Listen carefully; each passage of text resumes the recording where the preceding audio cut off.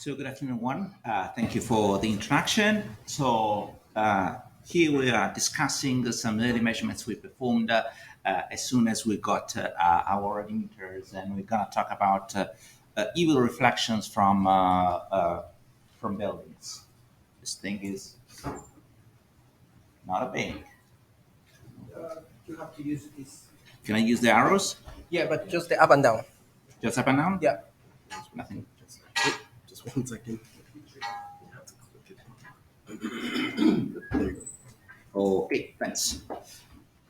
So, why are we dealing with the reflection of short wave radiation so much? Because in Australia we have quite a significant incidence of skin cancer, melanoma, but not just melanoma. We have also eye-related diseases, as mentioned there, and even some cataracts. We have more than 16,000 diagnoses per year and 1,300 deaths. So more than a bad heat wave year. A lot of the policy has been over the years, over the past 20 years in Australia, the well-known slip, slop, slap. So wearing a hat, wearing sunscreen, and wearing appropriate clothing. However, not all that we have protects us, and also as we move on, due to the effects of climate change, we change the pattern we interact with the urban environment, and therefore we change the type of exposure.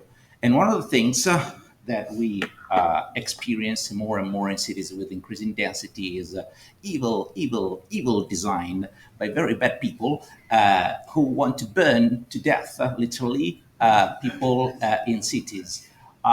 So those examples are very well known, and they are the most obnoxious ones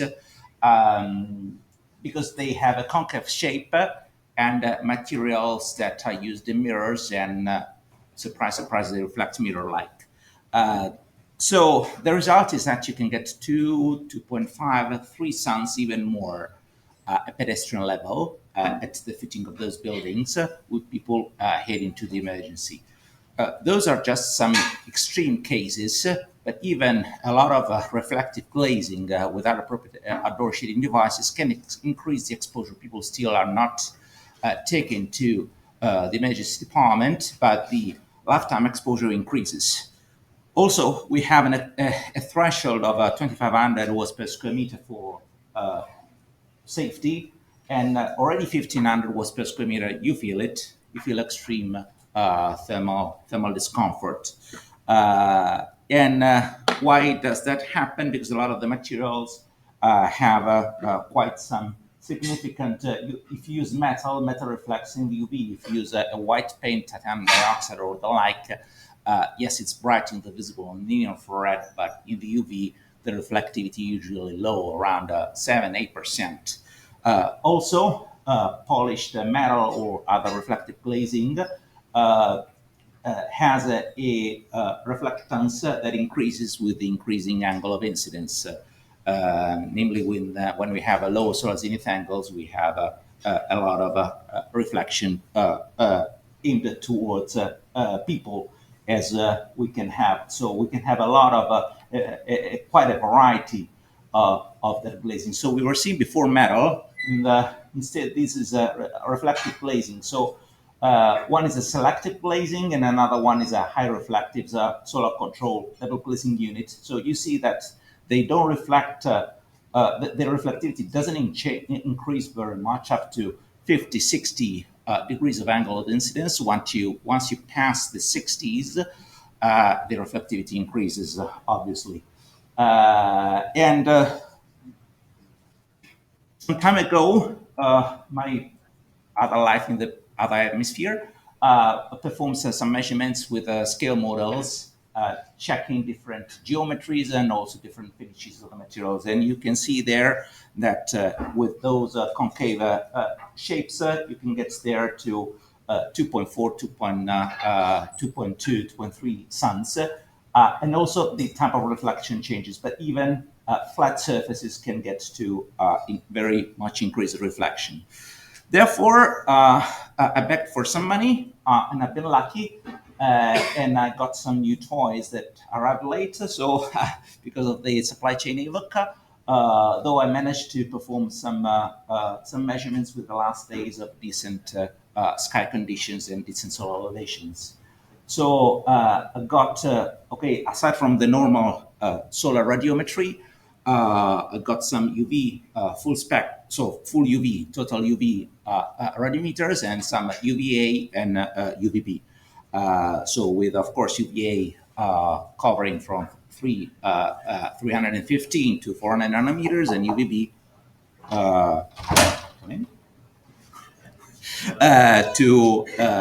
from 280 to 315 nanometers. I don't think it's the time.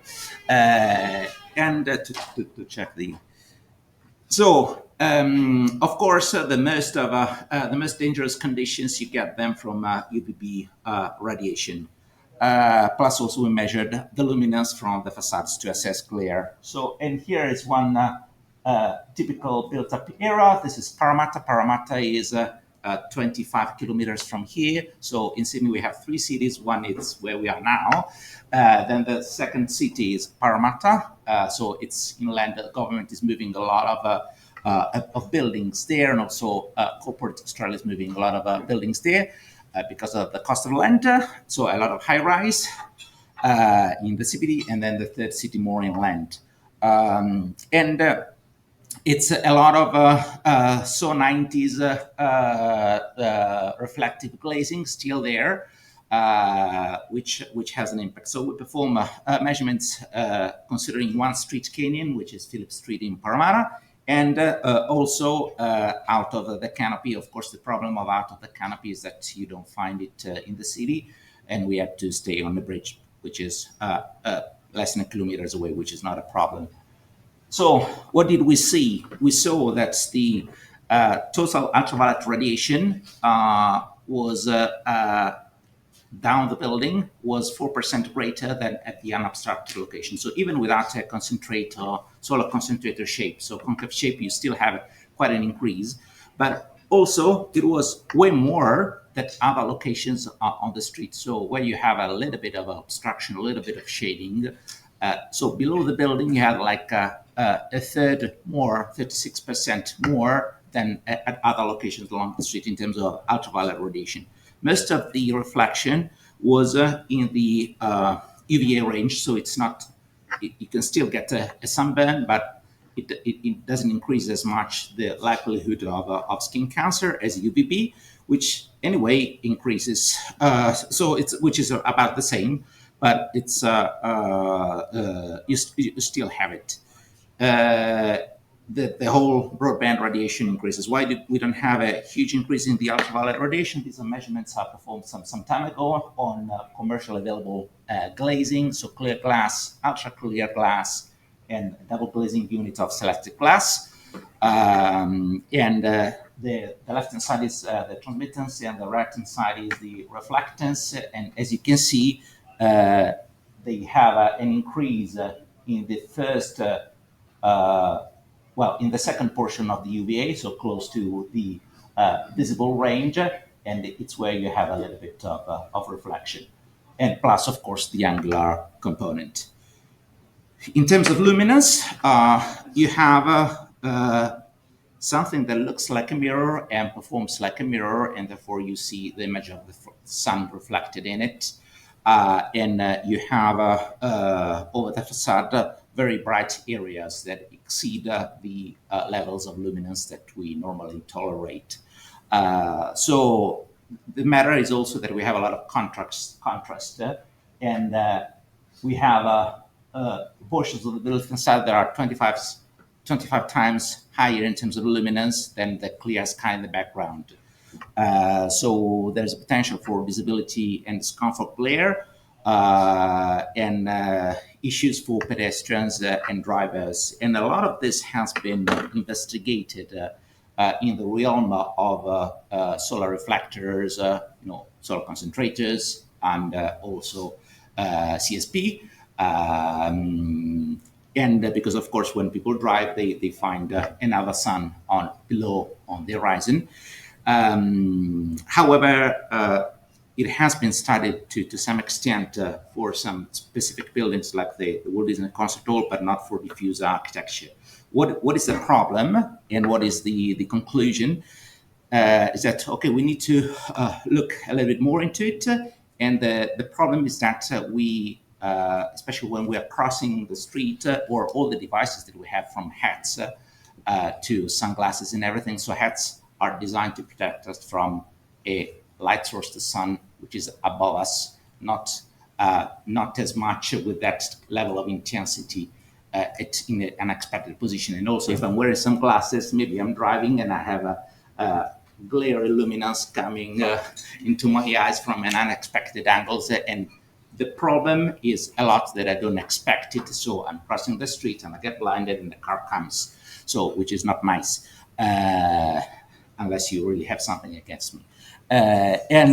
So there are some buildings that implement something that is more effective. This is Darling Harbour. You can see it if you walk around. Again, this is International Towers, again in Barangaroo. So if you walk around Sydney, you can see some examples of things that instead work. Thank you for your attention.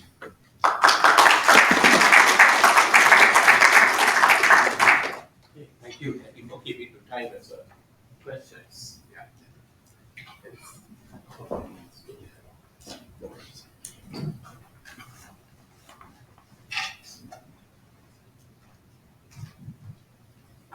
Thank you for your wonderful presentation.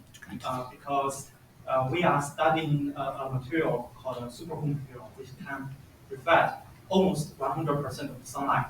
If this kind of material has a diffuse surface, not a mirror one, will this reflection still categorized as UV reflection?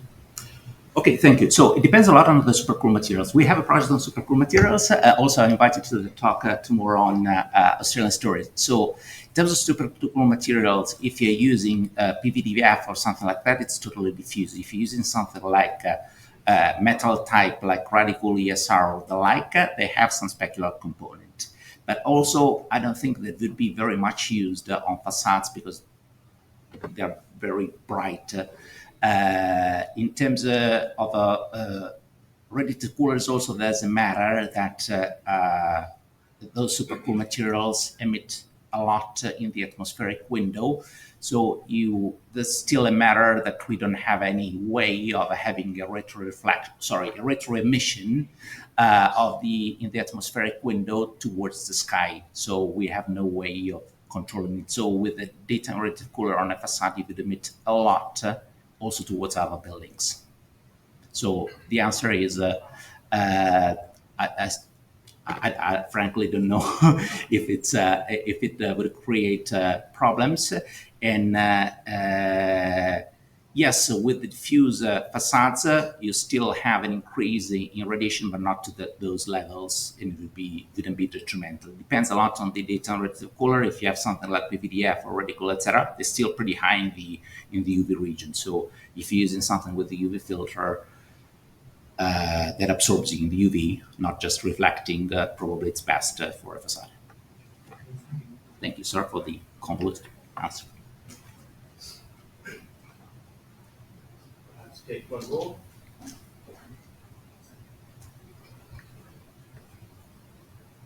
No? Thank you. Thank you very much. Thank you. We now ask our second speaker when you are.